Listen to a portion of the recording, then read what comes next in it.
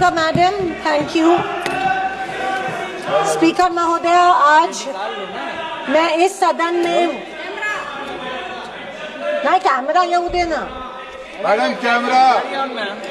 Madam speaker, मैं आज इस सदन में क्रोध, वेदना और अपमान की भावना लेकर खड़ी हूँ। अपमान उन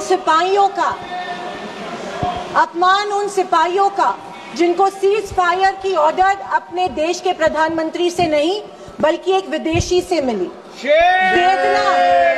वेदना उन परिवारों की जिन्होंने पहलगाम के आतंकी हमले में अपने परिजनों को खो दिया, और क्रोध इस सरकार पर जो आज तक पहलगाम के आतंकी हमलावरों को न पकड़ पाई है और न ही उनके कुछ सुराग ढूंढ पाई है। ऑपरेशन सिंदूर नाम सुनने में देशभक्ति का लगता है, लेकिन असल में ये सिर्फ मीडिया पर किया सरकार का एक तमाशा था।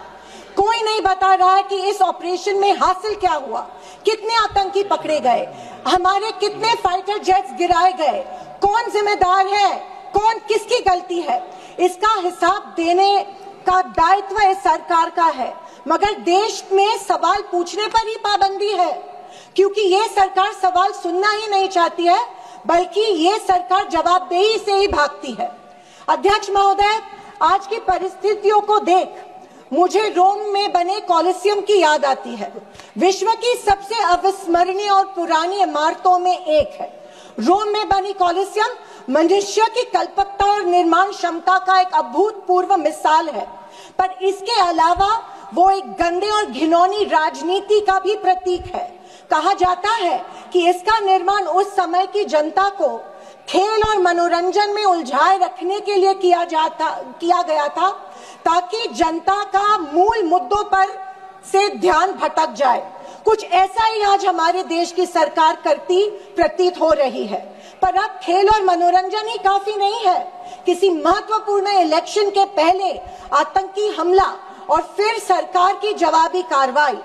आतंकी आए कहां से, कहां गए, ये सरकार को कुछ नहीं पता, पर हमें पड़ोसी देश पर आक्रमण करना है और उसके आधार पर वोट बटोरने हैं। पहलगाम के आतंकी हमले में मारे गए बेगुनाहों की अभी चिता भी ठंडी नहीं हुई थी कि देश के प्रधानमंत्री बिहार में चुनावी रैली संबोधित करने गए। कोई जिए कोई मरे, इनको कुछ फर्क नहीं पड़ता। ये 24/7 चुनावी मोड में रहते हैं। फिर साहब की मार्केटिंग की तरकस से आया नया तीर, ऑपरेशन सिंदूर। मुझे हमारी सेना की बहादुरी पर बिल्कुल संदेह नहीं है। मुझे हमारी सेना की बहादुरी और वीरता पर बिल्कुल संदेह नहीं है, पर इस सरकार की दुर्जनता की सीमा देखिए कि सेना के जवानों को लड़ने जरूर भेजती है, पर हमला होने के पहले दुश्मनों को आगाह भी कर देती है। ये हमारे परराष्ट्र मंत्री का बयान था। क्या यही कारण है कि हमारे जेट्स दुश्मन के द्वारा गिराए गए? क्या ये हमारी सेना के जवानों के जानों के साथ खिलवाड़ नहीं थी? खैर, जो इंसान मानता हो कि इस सेना के जवान की तुलना में एक व्यापारी ज्यादा खतरा मोल लेता है, उससे हम अपेक्षा ही और क्या करें। ये मूर्खता है या फिर देशवासियों को मूर्ख बनाया जा रहा है? ऑपरेशन सिंदूर से देश को क्या हासिल हुआ? अमेरिका के दबाव में किया गया एक शर्मनाक सीज फायर। फॉरेन पॉलिसी ऐसी कि मित्र देशों ने आतंकवाद की निंदा तो की, पर पाकिस्तान की नहीं। स्पीकर मैडम, प्रधानमंत्री कहते हैं कि ऑपरेशन सिंदूर का जश्न मनाने का पर्व है। किस बात का जश्न मनाए प्रधानमंत्री जी?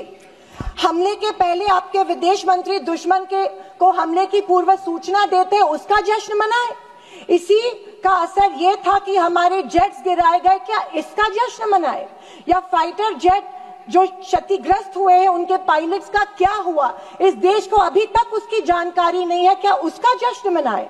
सीज फायर का ऐलान इनके कथित मित्र ट्रंप करते हैं, इससे जो हमारी देश की तीनों सेनाओं का मानसिक खच्चीकरण हुआ, क्या उसका जश्न मनाए? और तो और पहलगाम के आतंकियों को कोई सुराग नहीं, क्या इसका जश्न मनाए?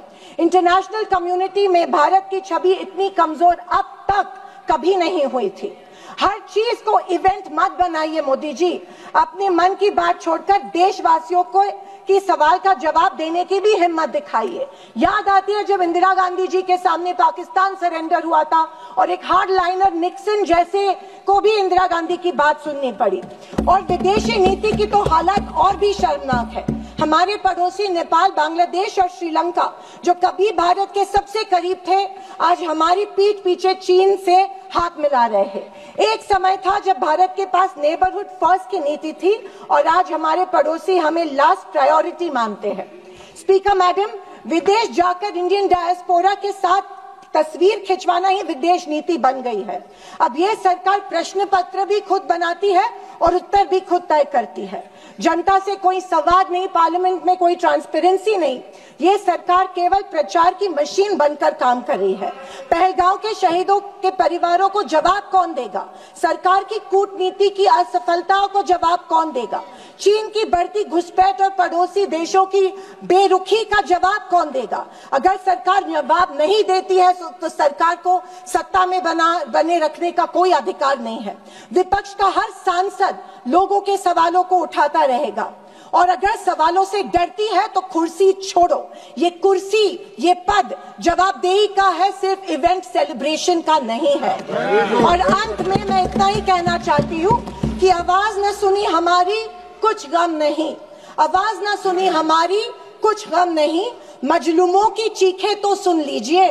मन की बातें बहुत कर ली साहब, वक्त मिले तो देशवासियों की गुहार भी सुन लीजिए। श्री सुनील तटकरे जी।